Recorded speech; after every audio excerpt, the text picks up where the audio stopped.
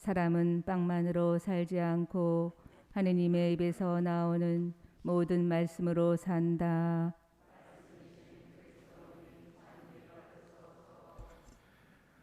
주님께서 여러분과 함께 또한 사제의 영과 함께 요한이 전한 거룩한 복음입니다.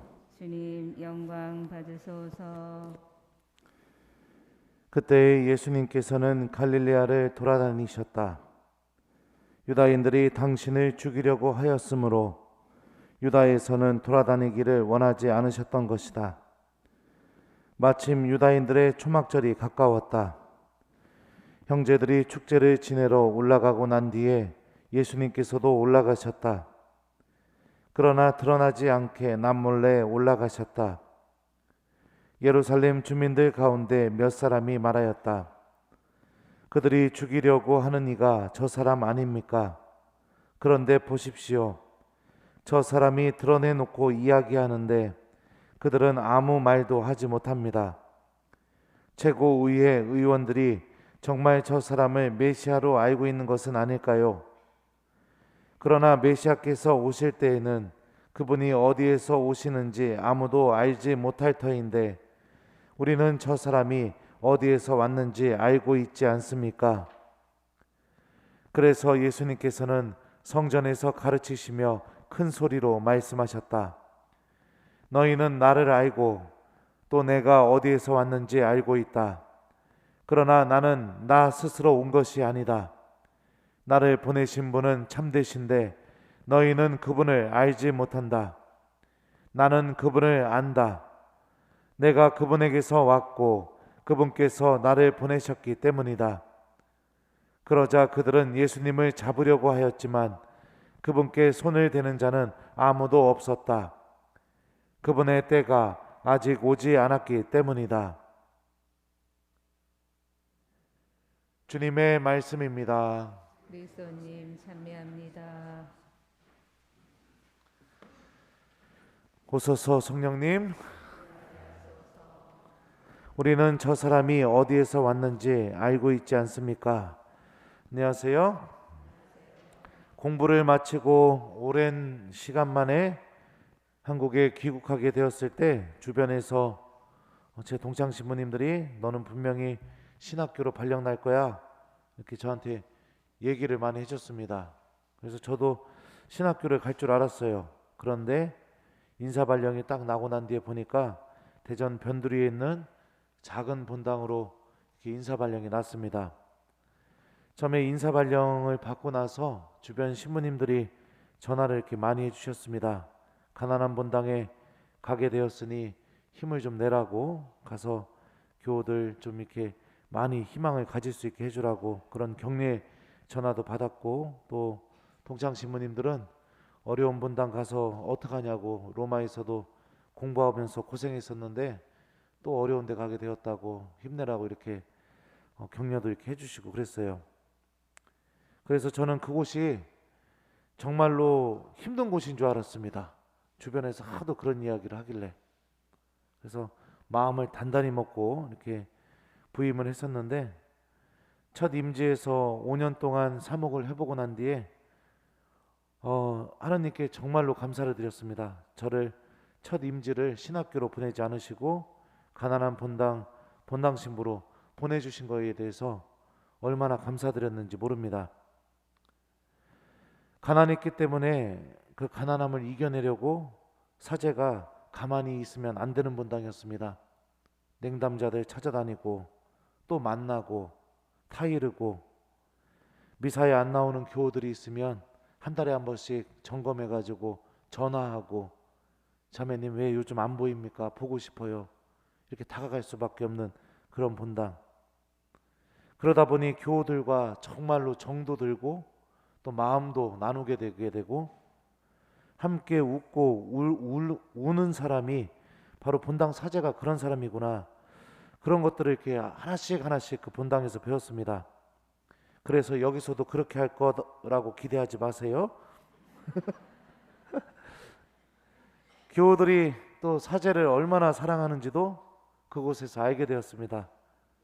아무리 못났어도 우리 신부님 이러면서 교우들이 이렇게 못난 본당 신부 하나만을 바라보면서 이렇게 사랑해주고 아껴주고 하느님이 나를 이렇게 사랑하시는구나, 그것도 그곳에서 이렇게 배우게 되었죠.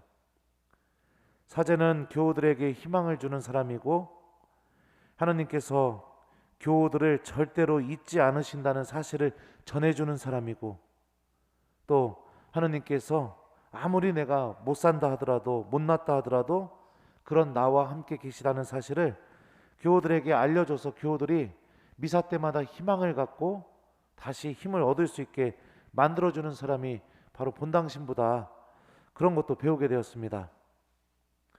선입견은 정말로 보아야 할 것을 보지 못하게 만들고 들어야 할 것을 듣지 못하게 만드는 이상한 힘을 드러냅니다. 만약에 주변에서 해주는 이야기들만 믿고 그곳이 정말 그런 곳이다 라고 생각하고 5년 동안 주변에서 이야기해주는 소리만 듣고 살아왔다면 저는 아마도 5년 내내 주교님 원망, 하느님 원망, 그러면서 그 본당에서 정말로 하나님께서 감춰놓으시고 담아놓으셨던 기쁨과 행복, 은총을 하나도 발견하지 못하는 사람이 되었을 겁니다. 왜 나를 이런 곳에 보냈을까? 왜 내가 이렇게 해야 되는가? 아유, 또 냉담자 만나러 나가야 되네. 아유, 신자들 안 나온다고, 아유 나도 몰라, 막 이러면서 불평불만으로 살아가는 아주 못된 사제가 되었겠죠. 그런데 그 선입견이 사라지게 되고 그 진짜 보아야 할 것을 보게 되고 정말로 들어야 할 것을 듣게 된 뒤에는 어떤 일이 벌어지느냐? 하느님께서 그럼에도 불구하고 엄청나게 담아놓으신 은총과 행복이 무엇인지를 정말로 알아볼 수 있는 사람이 된다는 것입니다. 그러니 때로는 우리가 선입견이라는 이 마음의 장벽을 허물 필요가 있습니다. 내가 들은 것이 전부라는 생각, 내가 알고 있는 것이 전부라는 생각, 그런 것들을 다 내려놓고 이웃들과 정말로 진솔하게 대화하고 있는 그대로 바라볼 수 있는 그런 마음의 자세가 우리에게도 필요합니다. 그래야 정말로 보아야 할 것을 보는 사람이 되고 들어야 할 것을 듣는 사람이 되는 것입니다. 오늘 복음에서 군중들은 예수님을 향해서 다음과 같이 말합니다. 우리는 저 사람이 어디에서 왔는지 알고 있습니다. 예수님이 어디에서 왔는지, 예수님의 출신에 대해서 잘 알고 있다는 생각 때문에 예수님을 메시아로 받아들이는 것을 거부합니다. 메시아는 어디에서 왔는지 몰라야만 한다라는 그런 선입견이 있었기 때문에 그렇습니다. 예수님께서 일으키시는 기적, 하느님의 힘이 드러나는 그분의 말씀, 그 모든 것을 보고 들었어도 딱 한 가지 이유, 저 사람이 어디에서 왔는지 내가 다 알고 있다. 출신이 어디인지, 저 사람 부모가 누구인지 내가 다 알고 있다. 그러니 그 선입견 때문에 예수님을 메시아로, 우리와 함께 계시는 하느님으로, 또 나를 구원하시는 하느님의 메시아로 전혀 알아보지 못하게 되는 그런 결과들을 초래하게 되는 거죠. 이처럼 선입견은 보아야 할 것을 보지 못하게 만들고 들어야 할 것을 듣지 못하게 만듭니다.